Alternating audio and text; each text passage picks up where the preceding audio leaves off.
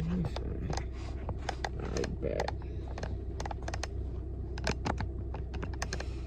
Well, what's up, YouTube? Still trying to get the hang of this. What's up, YouTube?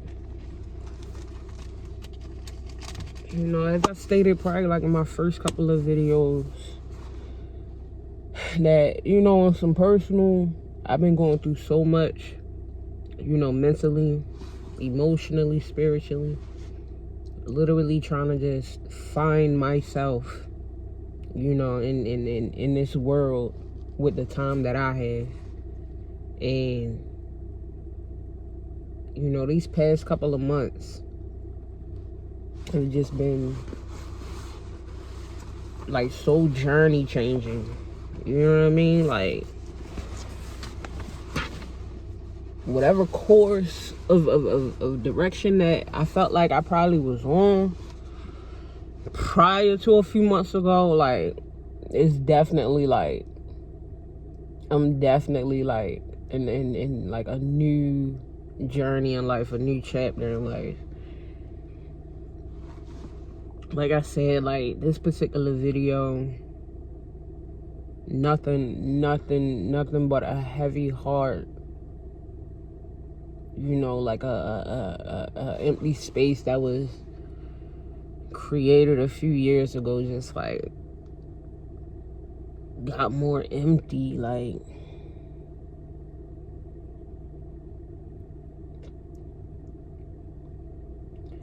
so back in December, about 2 months ago,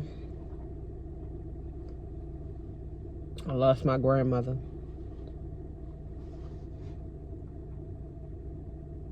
And the crazy thing about that day was, like, I was literally in the area. I can't even remember specifically what I was doing that day, but I was in the area.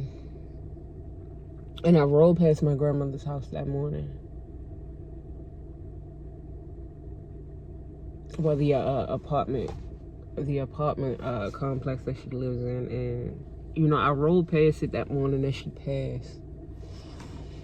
And something in my heart was just like, yo, call your mom, check in, because, you know, my mom was taking care of my grandmother. Call your mom, check in, you know, make sure they all right. But, you know, I just, because that's a normal thing to be in the area, whatever the case may be, it was just like, I'll call them later, I'll check in with them later.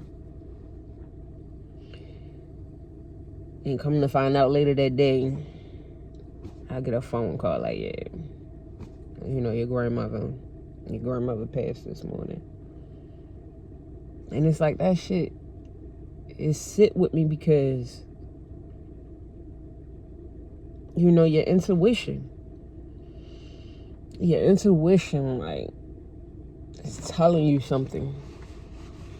It's calling to you for something, and you don't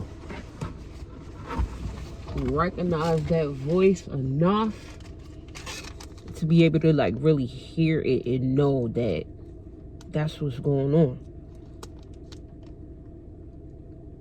So, you know, I've dealt with that. I'm dealing with that. But my grandmother's funeral came. You know, and it was pretty decent. I'm grateful for it. The family, everybody coming together and having that special moment.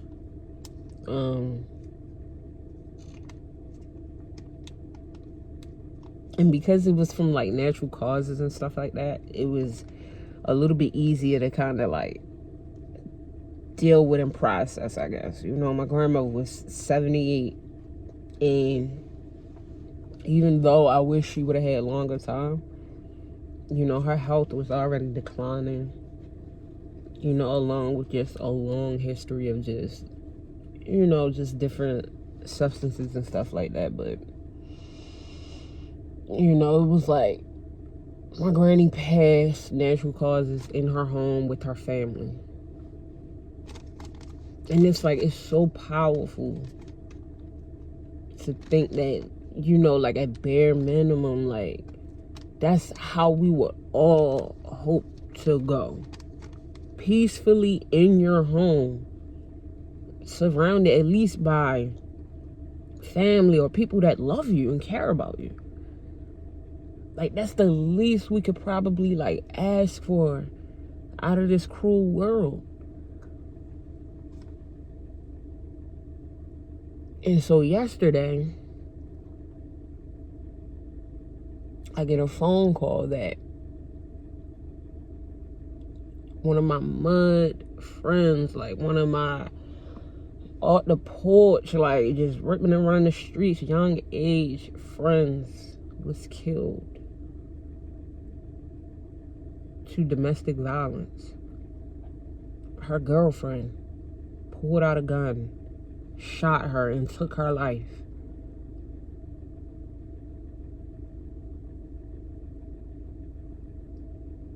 And even though now I don't have all the details,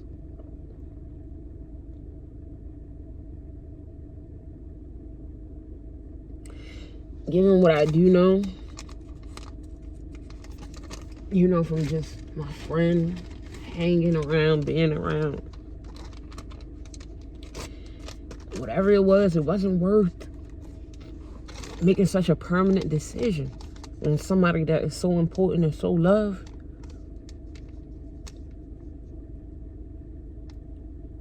And I'm quite sure it was just the pettiest argument, bro.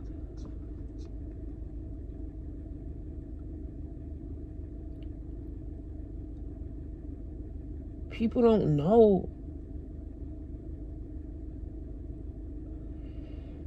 Just,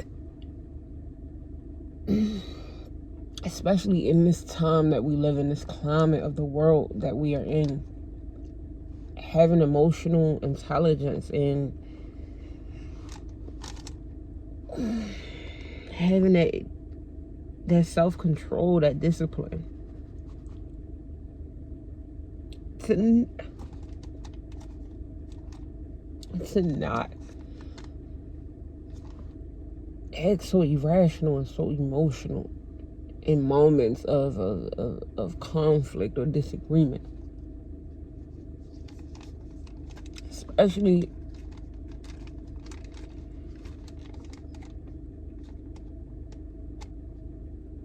it's like the circumstances hurt so bad because that easily could have been me. Just a few months ago, easily could have been me. With the person that I was in love with, the person that I thought I was building my future with, and trying to create a family and just do things differently with. Because in that moment, in that relationship, while you're going through it, your emotions be so just connected. Not even just your emotions, just whatever state you in life at that point in time, all that shit plays a role.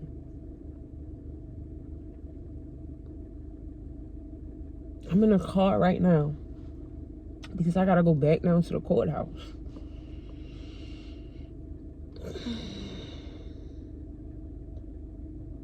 I gotta go back down to the courthouse because I'm fighting for wholeness.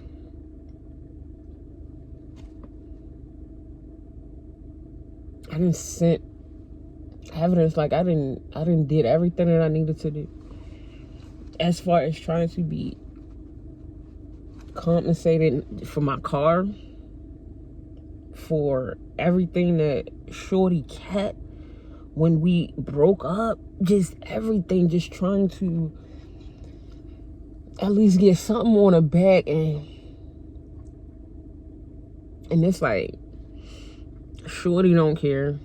The baby father, he 9 times out of 10 don't care, like, and they're not responding, which even more for me, it's like, yo, if the courts see this, you feel me? I didn't mail niggas cops. Like, they know that I'm taking them to court. My ex and her baby father know that I'm taking them to court. And, you know, niggas really ain't kick up no smoke about it because we know what the fuck happened. That nigga did not have a reason to shoot my car, to shoot at my vehicle, to shoot at me, to do whatever the fuck he was on. And for months, I've been dealing with the fucking repercussions of that.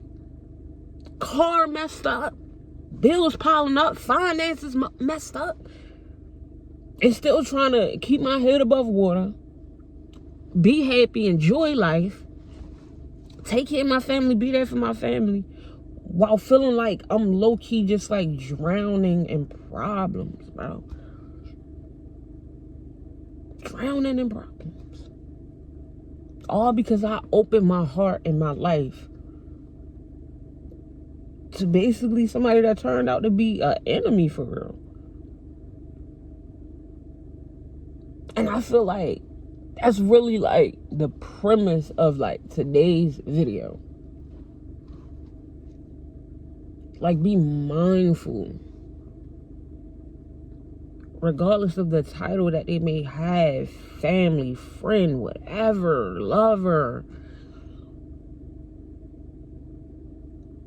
Yo, these people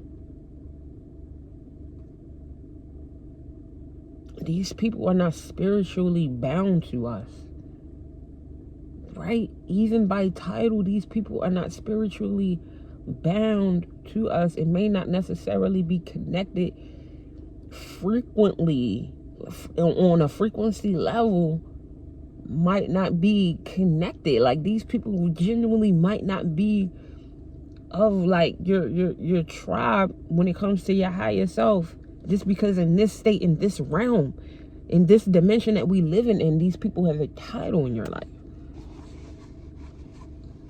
The scariest thing is sleeping with the enemy and not knowing it, because they can have you so open, so vulnerable.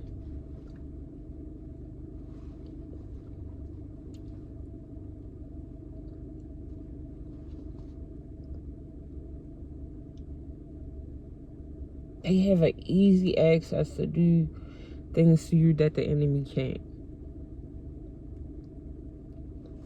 My heart is heavy.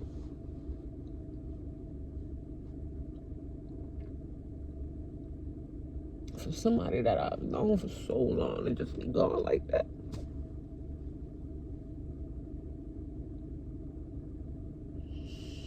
This is literally the second time in life that I'm dealing with the loss of just like a genuine friend, a genuine person. And it's like the more I have to sit and reevaluate my life, my decisions, the things that I'm doing, and the people that's in it.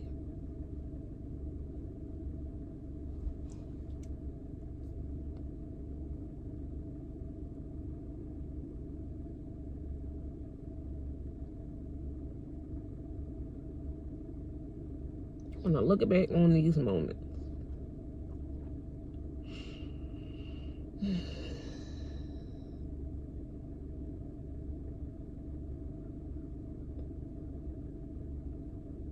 I hope that I'm just in such a higher space in life, frequency wise, spiritually, just so high and better connected to my life, my calling, my true self,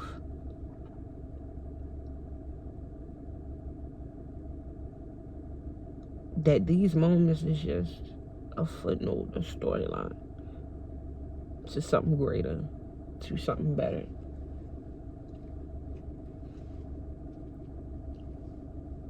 Yo, because this pain of just like losing people, yo, like, it's so permanent. It is so permanent for people that truly love you and care. Like, it's a difference when you are just an associate of somebody. You know, you see them in passing, or people that's really like been a part of your life, help build you. Moments.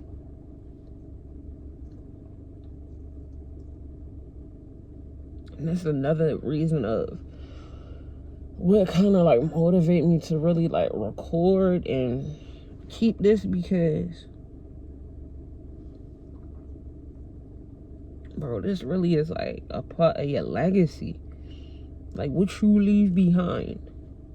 Who are you? Like when you leave this realm, this dimension, it's like, what are you leaving behind?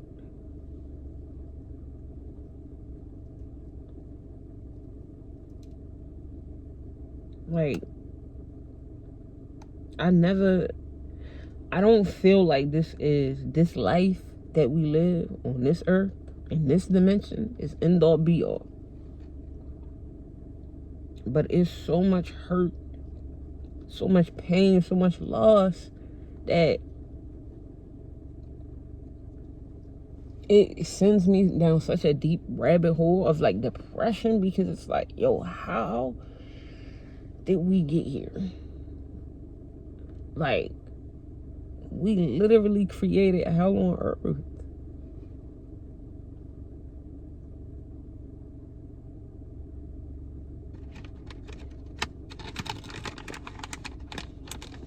Even the illusion of money and financial freedom, it's not real.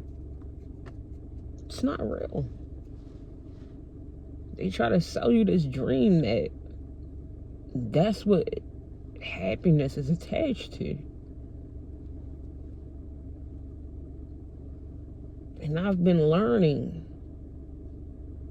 that it's not necessarily money, but it's access. Happiness is within access.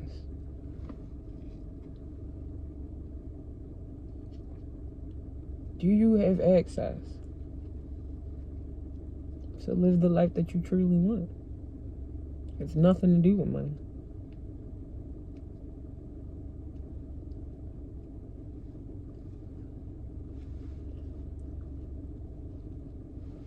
I would love to have a small family. My wife, my kids.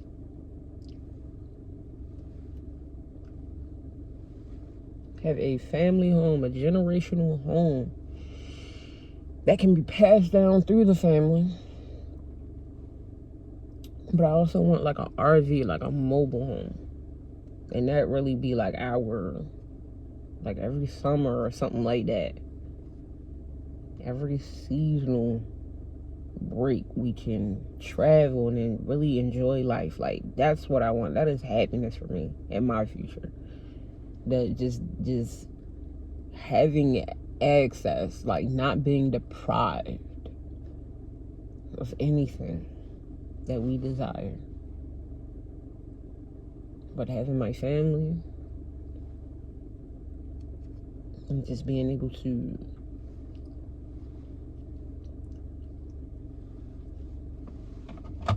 embrace life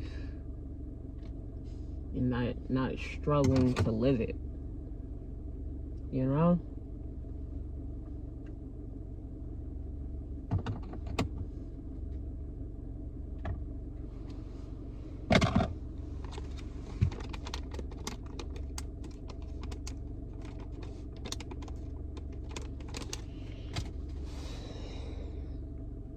Like, it is so frustrating that I even have to continue to put thought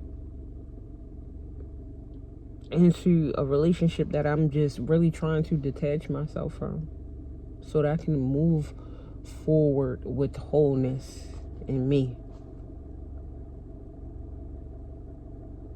So far, when I went to court, I was requesting them to, just go ahead, look at the evidence and make a judgment. You feel me? Like, I done sent pictures of the damages to my car. You feel me? Like, my ex, her baby father, like, niggas been served. They know about it. They don't give a fuck to respond because of, you know what I mean? I'm doing everything that I need to do, and it's like the court still, like, denied a judgment to award me restitution. And it's like, how, bro?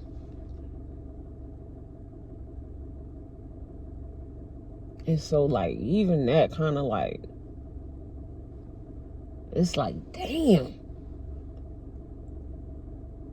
Having to pick up the bill, I didn't already work my ass off to get what I have, to keep what I have, to be where I'm at. And it's like, moments. A nigga can shoot your car up, put you in a situation, and go ahead about his bum ass business. And I gotta work and grind twice as hard just to rebuild.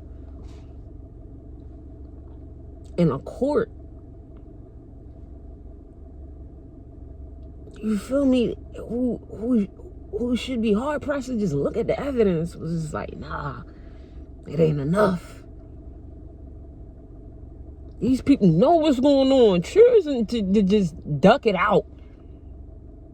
They just hide. Which even more, it's like, yo, they not denying it. They not fighting back. They not. Niggas is just trying to.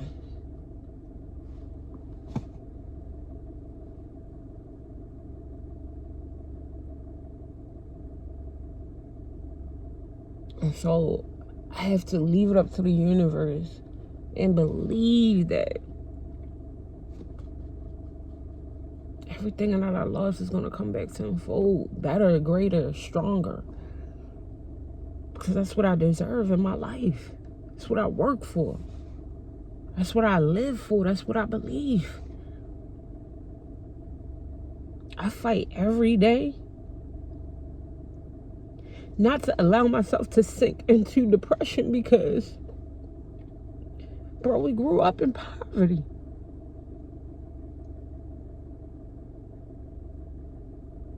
Everybody's parents, everybody's family, everybody's lineage. You didn't just get born into stability and now we live in a time where people act like, yo, if you struggling, you purposely just failed at life. Niggas think it's just so easy to like, yo, you know how easy it is to make money out here, pick up a camera, stream. It's not that easy. It's not that simple. But we live in a world that's the narrative that's being pushed.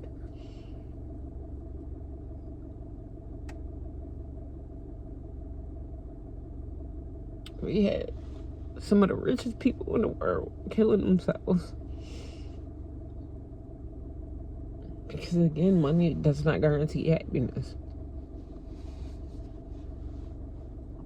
You have people out here, unfortunately, experiencing homelessness, and some of them just like by choice.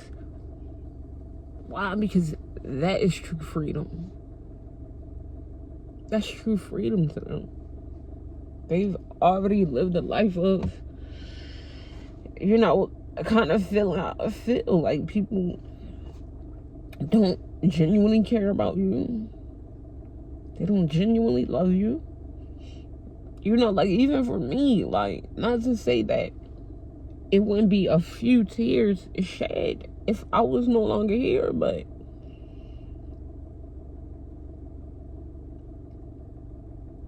I know it wouldn't be a true impact. And I'm not mad about that because I don't put myself in people's lives like that.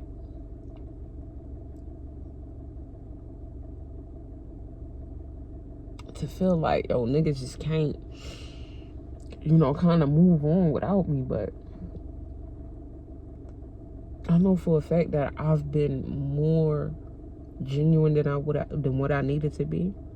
More loyal than what I ever needed to be. More intentional than what people ever deserved of me. Which made me isolate more and just kind of detach. So, when you live a life of detachment, when I move and transition from this life,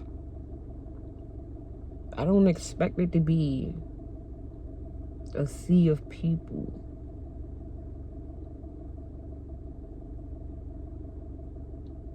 But it does hurt to feel like it wouldn't be genuine, not even from one person. The loss of me would not be genuine, even from at least one person. And that kind of sucks.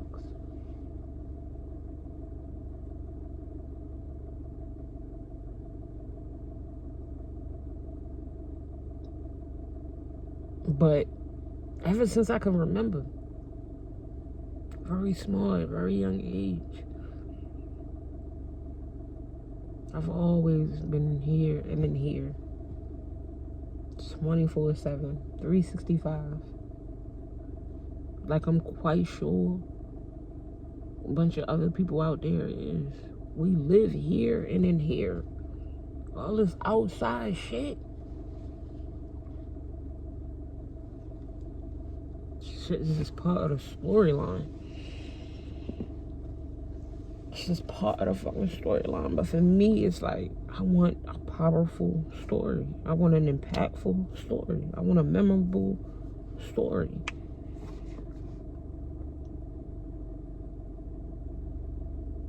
And I'm trying every day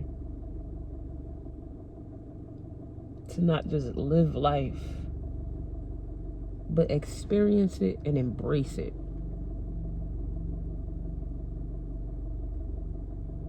Even more so because I don't know what happens when we transition. I know this isn't the end.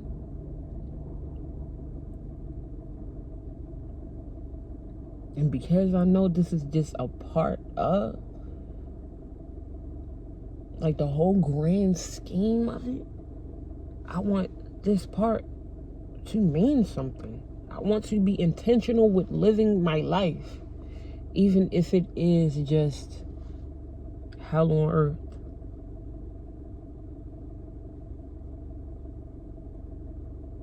They never say hell had to be miserable every single day. It's just another part of their lives that they tell you. Everything is duality. So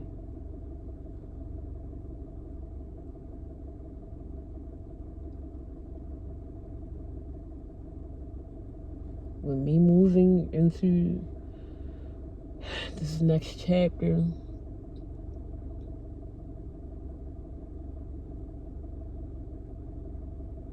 I want to read more. I want to get more aligned with my spirit and my frequency, and just really build and strengthen that energy, that essence for whatever is to come next.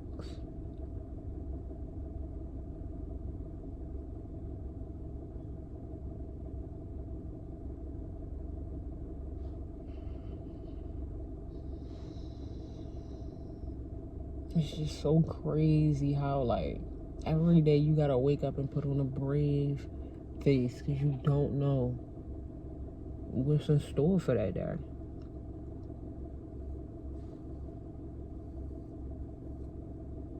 You know, like I said, I just hope